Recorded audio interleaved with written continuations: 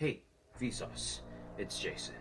The Copa Libertadores is a football match so iconic, so competitive and unique that it differs from other football tournaments. For example, the UEFA Champions League, and another one, the CONCACAF Champions League. So that's why here at It's Jason, I am proud to present the recap for the Copa Libertadores. I still have yet to gotten used to that, but saying that words, but it's okay. It's okay. We're getting there. We're getting there. So, anyways, folks, welcome to the Copa Libertadores recap. Yeah, I'll make a series, but we're only in the knockouts. The group stage, I'll just pretend they don't exist. So, anyways, guys, 16 games in the round of 16. So let's just get started with the first one, which was Boca's Junior versus Atletico Mineiro. It ends in a 0-0 draw. It was fair, to be honest, because I believe that both teams did have chances, but more with Atletico. Now, Gonzalez did score for Boca's Junior after the Atletico defender couldn't clear the ball, but the goal was ruled offside, and yeah, that was about it. And then our next game was Cerro Porteño versus Fluminense. Now, there was a huge opportunity for Fluminense to score from Hernandez in the 25th minute, but misses. Now, later during the first half, Fluminense gets a free kick too, but it hits off the post and it's scoreless in the first half. Now, then in the 48th minute, Nene scores to give Fluminense the away goal and take the lead. Then in the 60th minute, Igor scores from a great play from Nene as him and Paulista had a great plan leading up to that goal. And anyways, Fluminense win and get their 2 away goals. Then our next game was Sao Paulo versus Racing Club or Racing Club. But anyways, let's just get started. Buño scores in the 35th minute after the Racing Club goalkeeper gets the ball, but unfortunately it slips in his hands, and that's how Buño scores. But in the 45th minute, Copiti scores a good goal towards the end of the box as Costa was around him, and it's leveled in the half. But in the second half, it was basically Sao Paulo, in my opinion. It was all of them with the chances, but Racing did have a huge chance in the 84th minute, but it goes over the bar and the game ends in a draw. Now our next game was Feliz Sarsfield versus Barcelona. No, not that Barcelona. The one that everyone's talking about because Messi left. I'm talking about this one. Yes, the Walmart version of it. How did it? Is there no copyright infringement? I don't know. But let's just get started. Now in the 4th minute, there was a penalty argument after one of the Barcelona players fell, but after review from VAR, it was called off. Then in the 6th minute, Veliz first attack in the game is a goal as Guidara does a good ball as he makes a cross, which Lucero hits the header while being unmarked, and it goes in, and that is the only goal in the first. Now in the second half, Barca and Feliz had chances, for example, in the 52nd minute from an open space from Feliz and a deflected shot in the 64th minute, and then the Diaz shots that goes over the bar in the 71st minute. Both chances for Barca, and the game ends in a 1-0 victory for Feliz. Now our next game was Universitat Catolica. Listen, like I said, my punctuations, they're not good. Okay, Catolica versus Palmeres, the champions, the reigning champions. Now, anyways, Catolica did have a chance from a corner, but unfortunately, the Catolica player doesn't kick the ball in time, and it rolls to Weberton. And the chance didn't stop from Catolica, to be honest, because as there were 2 more chances, one in the 31st and the 33rd minute, but unfortunately both of them were saved by Weberton. Now in the 35th minute, during a free kick, there was handball argument with Anato. Then it was reviewed by you know who, VAR, and it was given after a long review.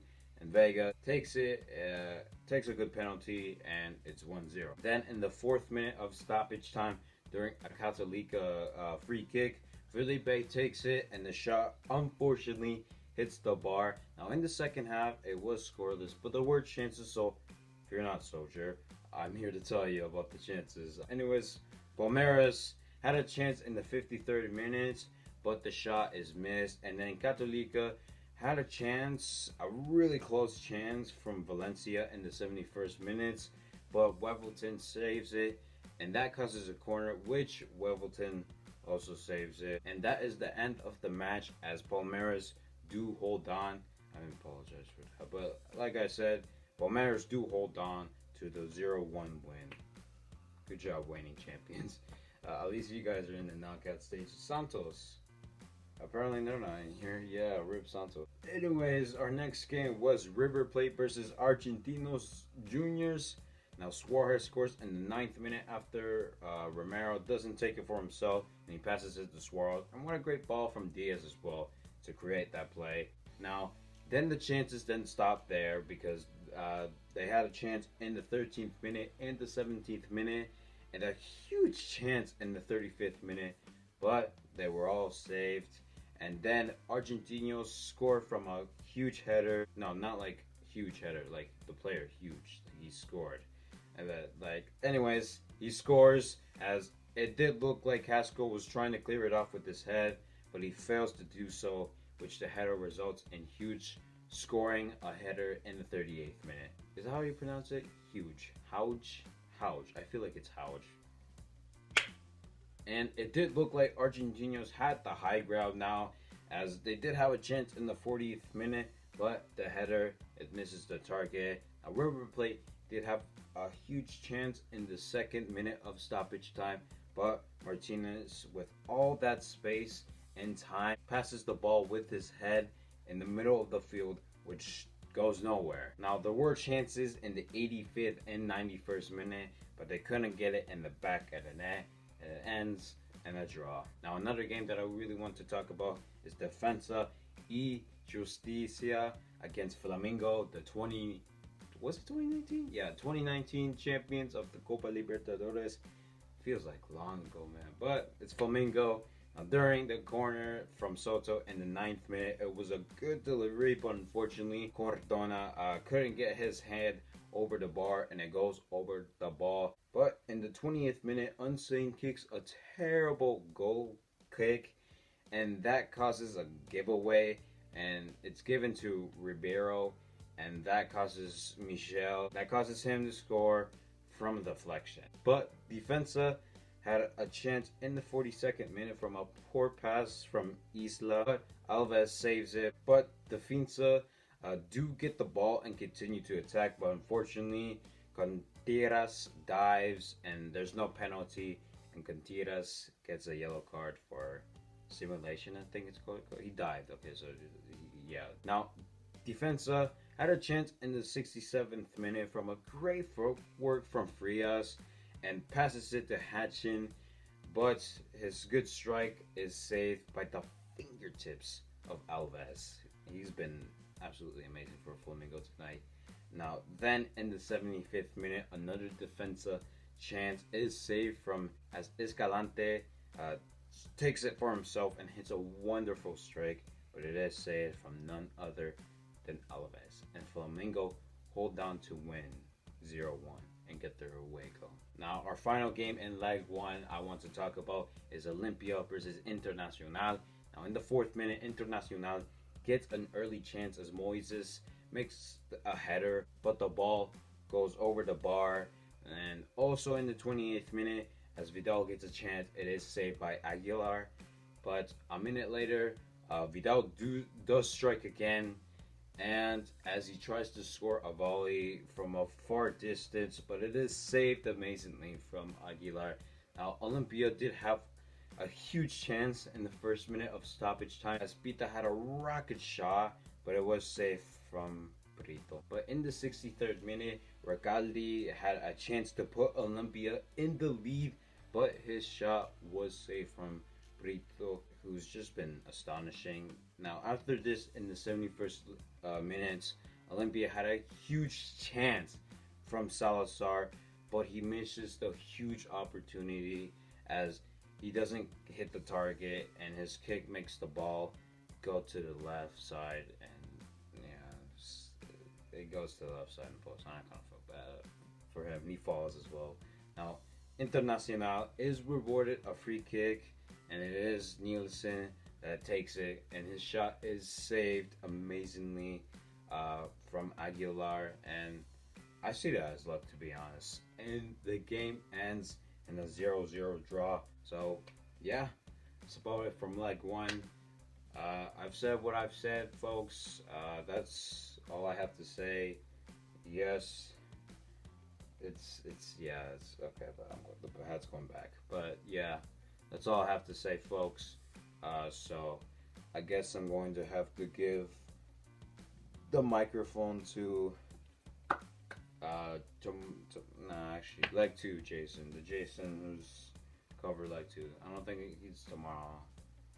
I don't know. He's busy whenever we're free. So yeah, guys, that's it for me.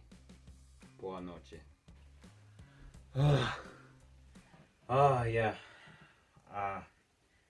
Thank you, Jason, for passing the mic to me. Now, I know what you guys are thinking. Jason, you're like 5 days late from the last round of 16.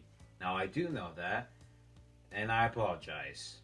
Not really, but yeah, I am a bit late. But you know what? If I go fast in this one, then maybe it'll come out sooner. Listen, guys, I was busy, okay? That's why I'm doing it now. That's why. So let's just get started with our first game of the second leg of the round of 16, which was Bocas Jr. versus Atletico Minurao. Now, in the 32nd minute, Silverano had a chance, but the shot misses the post, but it was offside, so it doesn't count. And that was basically it for the first half. Then in the 61st minutes, Wiegeland scores after Everson slips the ball, and that was from a free kick, but unfortunately for Bocas Jr., it doesn't count as VAR reviewed it, and it was taken off. Then in the 72nd minute, Silverano gets another chance, but the shot is missed, and it almost hits the post, but it goes out for a goal kick. And the same thing can go for Bocas Jr. for the 75th minute as Christian Pavon, yes, that guy that played for the Galaxy. Remember when everyone was so hyped about him coming back for the 2021 season? And he never came back.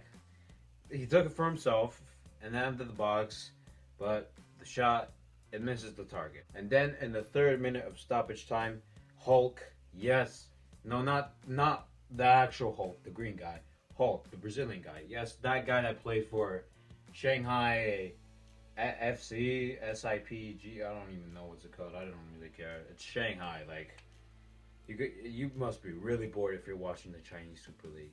No offense though, like, it's like, who's watching the Chinese Super League? But anyways, back to what I was saying, Hulk, he gets a chance from a header that he made during a free kick, but it was offside, and it don't count. Hold up, guys, I'm gonna, like, pull down my window, because I hear some strange noise, so,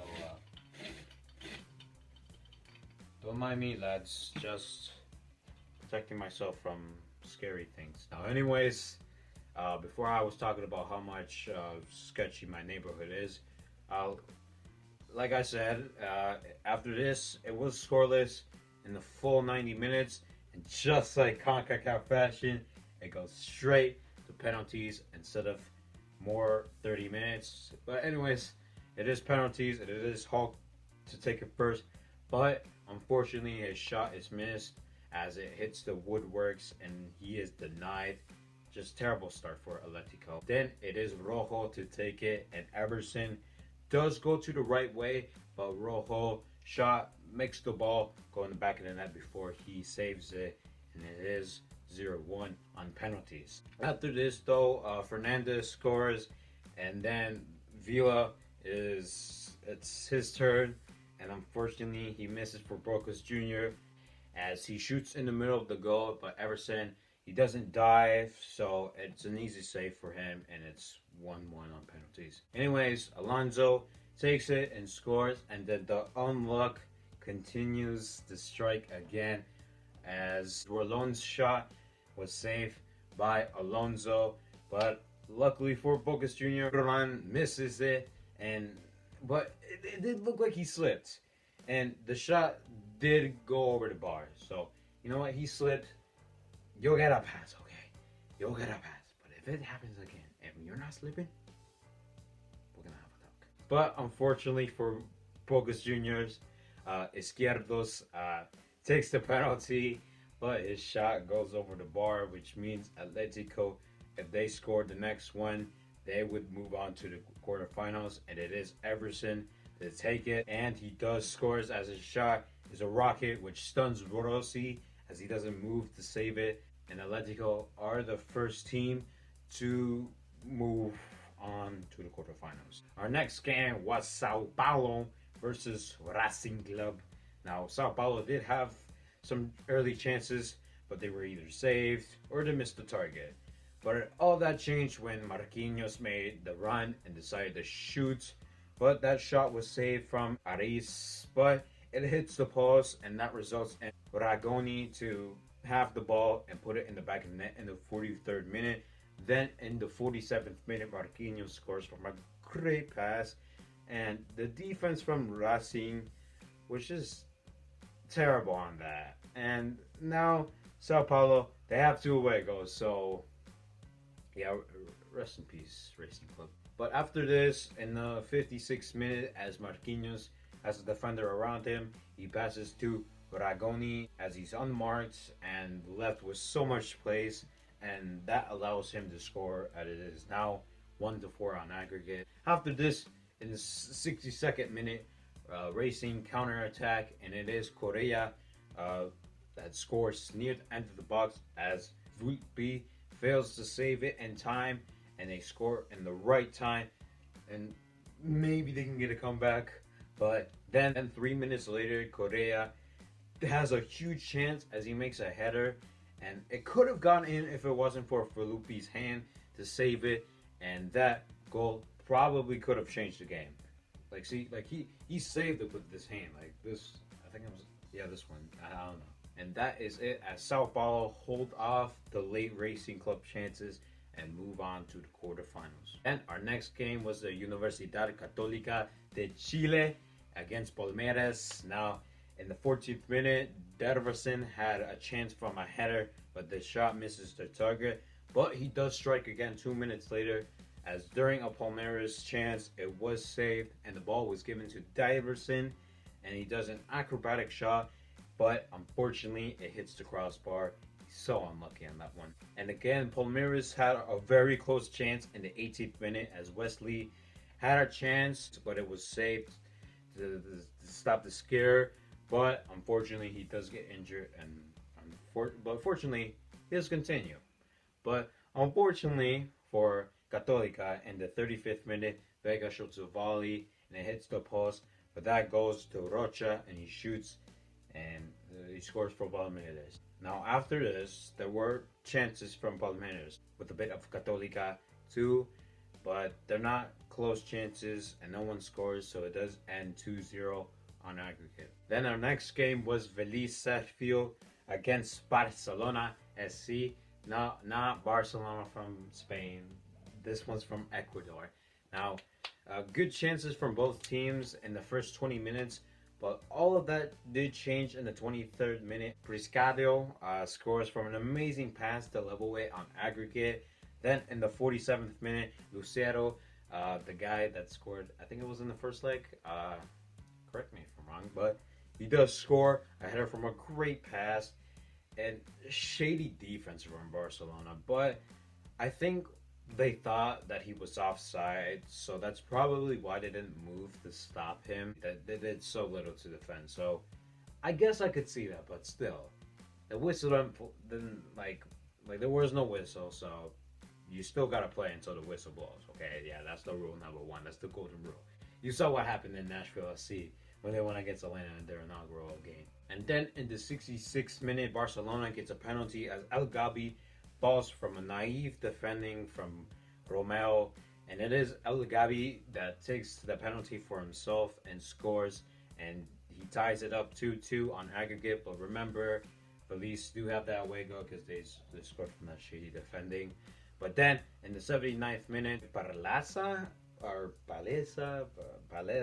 don't know. But the substitute, he scores Barcelona's goal from a miscommunication from Felice defense. And Barcelona finally take the lead on aggregate for the first time. And it ends like that as Barcelona SC completes the comeback and move on to the quarterfinals from a 3-2 win on aggregate. Now that was surely a good game, but our next game was River Plate versus Argentinos Juniors. There were a couple chances, but I feel like there were more chances from River Plate. Like for example, the 5th minute that was stopped by a foul, and then the 11th minute from a missed shot, and then the 14th minute from a corner. But Argentinos had chances, like in the 19th minute, as Cabrera had a chance as he fools Armani, but the ball is stolen and it's clear from River Plate's defense. And then in the 34th minute, River Plate scores from a Romero rocket shot goal, and so satisfying to watch. And River Plate does take the 2-1 lead on aggregate. And after this, in the 53rd minute, Romero scores again from an amazing run from Suarez, and now it just looks like a mountain decline for Argentinos Junior. Now, in the 63rd minute, River Plate do score, but unfortunately, it went to VAR, and they reviewed it, and it was called off because handball. And that's basically it, and it is the end as River Plates go on to the last 8s after winning 3-1 on aggregate. Now anyways, our next game was Defensa y Justicia against Flamengo. Now this game, it was a massacre, but it wasn't just that. It was also the first game that had attendance for the first time since 496 days. So thank you, the Brazilian government. But in the 8th minute, Gaio scores a header from a great delivery off the corner, and Flamengo do take the early lead. And then in the 20th minute, there was a penalty argument as Gabi, he falls in the box. But unfortunately for Flamengo, it's not given. Then in the 39th minute, Luisa scores as he charges at the goalkeeper, as Alves does try to kick the ball across the field, but it's blocked from him, and Luisa stuns the crowd and cut the aggregate on half. And then in the 65th minute, Arrascaeta scores a remarkable goal that is given to him from the ball after it hits on the crossbar from Michel.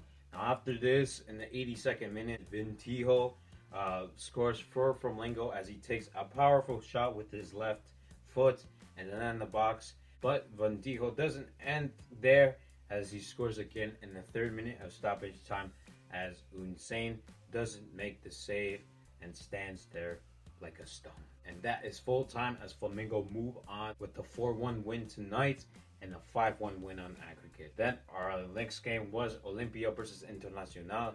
Now it was scoreless in the first half, but there were chances for both teams. For example, Olympia had chances in the 9th minute, Internacional had chances in the 18th minute, as there was a penalty argument, but it wasn't given. Then in the 22nd minute, and also the 26th minute, as they did score, but it was counted offside by VAR. But unfortunately, the same story happened in the second half, as Internacional had chances in the 49th and then the 63rd minute, and especially the 68th minute, as they were rewarded a penalty, but Nielsen's penalty was saved by the palm of the goalkeeper's hand, and then it goes to penalties.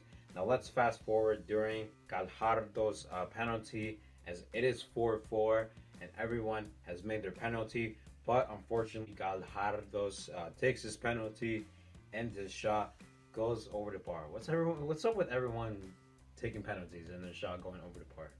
I've seen a lot of this in the Copa Libertadores. He misses the shot, which means if Gonzalez makes it, Olympia are into the quarterfinals, and he takes it and scores as Olympia overcome the mighty Internacional on penalties to move on to the quarterfinals. Finally, folks, I've catched up with the Copa Libertadores, and our final game of the round of 16 was Cerro Porteño against Fluminense. Now, in the 20th minute, Fluminense gets a penalty from Fred. Yes, that guy that scored in the Confederation Cup final against Spain in 2013. Remember 2013? Man, times were so much better. I miss those good old days. Anyways, his shot hits Carrasco's hand, and that results in a penalty, and Fred takes it and scores. And that's basically the only goal of the game. But there were chances in the 65th, 69th, 78th, and the 89th minute, but it doesn't go in the back of the nets. And the penalty is the only goal of this game as Fluminense move on with a 3-0 aggregate win. Finally, guys. Oh, my back. Man. I've catched up with all the games of the round of 16. And tomorrow, guys, that's when the quarterfinal starts. And also the Leagues Cup. So, yeah, I might have a busy week, folks. And I gotta get my Chromebook. So, yeah, guys, that's about it. On that note, guys, please like, subscribe. Copa Libertadores is huge. But not as huge as how the It's Jason Army can be. So please subscribe now, or else I will shoot this ball at your head, and then you're gonna cry. So yeah, folks, that's about it. I would make the outro big, but you know what? The video's long. It's like, I don't know, like 1 hour or so. Yeah, guys, that's about it. Enjoy your night. Buenas noches, buenas noches. Yeah. Goodbye.